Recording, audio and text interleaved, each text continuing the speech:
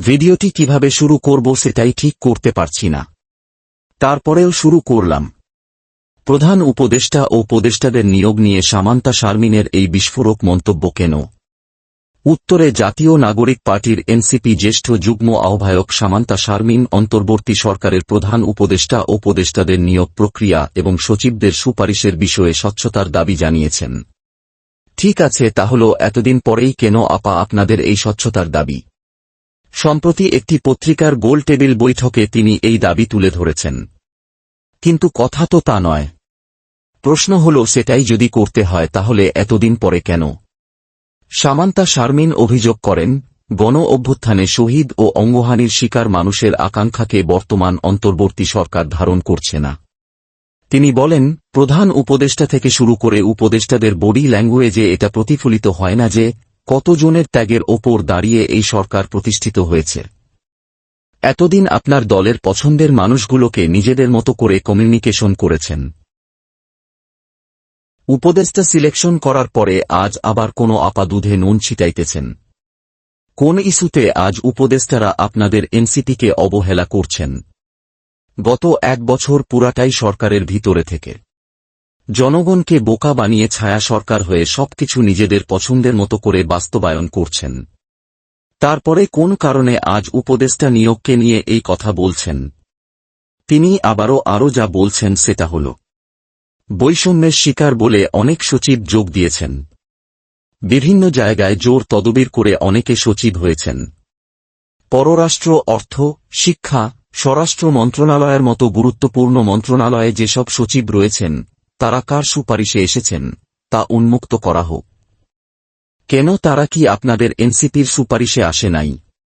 একইভাবে যারা উপদেষ্টা হয়েছেন তাদের নিয়োগের পেছনে কার সুপারিশ ছিল তাও প্রকাশ করা দরকার।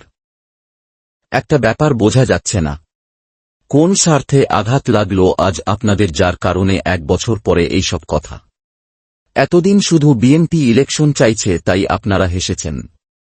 বাংলাদেশের রাজনীতিতে সন্দেহ ও আশঙ্কার পরিবেশ পরিবর্তনের প্রয়োজনীয়তার কথা উল্লেখ করে তিনি আরও বলেন, যদি এখনো আমরা স্বচ্ছভাবে কথা বলতে না পারি তাহলে রাজনীতির এই সংস্কৃতি পরিবর্তন করা সম্ভব হবে না।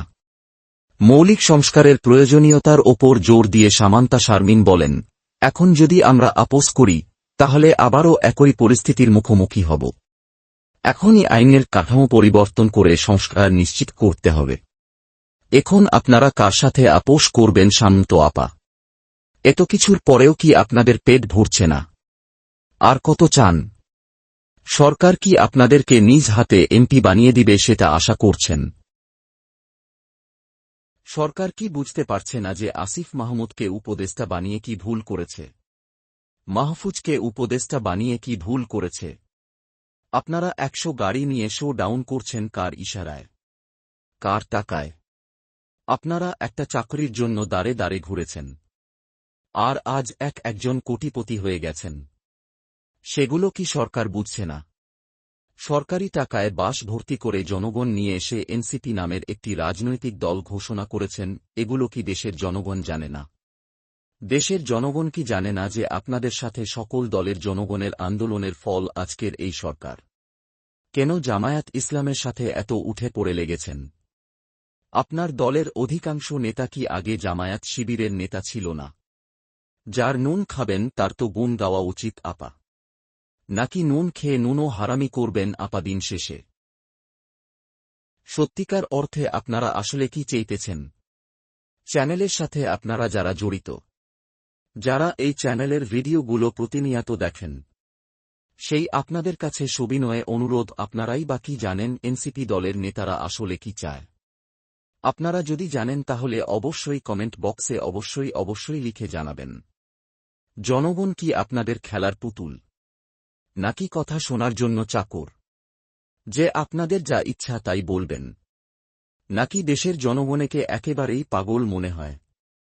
ভিডিওটিতে অবশ্যই আপনাদের কমেন্ট দিবেন এবং এই চ্যানেলটিকে যারা এখনও সাবস্ক্রাইব করেন নাই আমাদের মনে হয় আর দেরি না করে এখনই সাবস্ক্রাইব করুন। তাদের মুখ ভাঙা জবাব দেওয়ার জন্য এখনই সঠিক সময়। জনগণকে আর কত বোকা বানাবে তারা? গত এক বছরে দেশের কি এমন পরিবর্তন করেছে তারা বা তাদের বানানো সরকার? ডক্টর ইউনূস ৬৬০ কোটি টাকার সুদ মওকুফ করে নিলেন নিজের এবং গ্রামীণ ব্যাংকের। তৈরি করছেন অসংখ্য প্রতিষ্ঠান। উপদেষ্টাদের নিজেদের মনমতো এবং এনসিপির মনমতো যাকে যেখানে ইচ্ছা সেখানে বদলি ও করলেন, সাথে সাথে বাণিজ্য করে ফেললেন। মেয়েদের মানে আপনাদের নারী নেত্রীদের আজ ব্যবহার করে ছুঁড়ে ফেলে দিলেন। আর কি চান আসলে আপনারা? আপনারা এনসিপির নেতারা একদিন ১ বছর আগেও ঠিকমতো চলতে বা পড়তে বা খাইতে পারতেন না। আজ কেন এত বড় বড় কথা? কিভাবে ১ বছরে কোটিপতি হলেন? জামায়াত বিএনপি কিছু বললেই কেন আপনাদের এত লাগছে?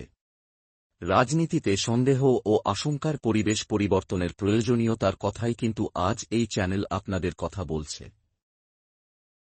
হতে পারে সেটাই আপনাদের কাছে খুব বড় অপরাধ, আর সেই অপরাধে আপনারা চ্যানেলের বিরুদ্ধে আইনি ব্যবস্থা নিতেও পারেন।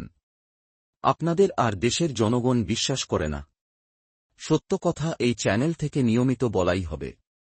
দেশের জনগণ যদি মনে করে চ্যানেলের এই উপরের কথাগুলো ঠিক আছে, তাহলে তারা কমেন্টে জবাব অবশ্যই দিবে। এই সব কথার উত্তর যারা আপনারা ভিডিওটি দেখছেন তারা মানে আপনারা অবশ্যই কমেন্ট বক্সে লিখে দিন। সবাই ভালো ও সুস্থ থাকুন। আল্লাহ হাফেজ।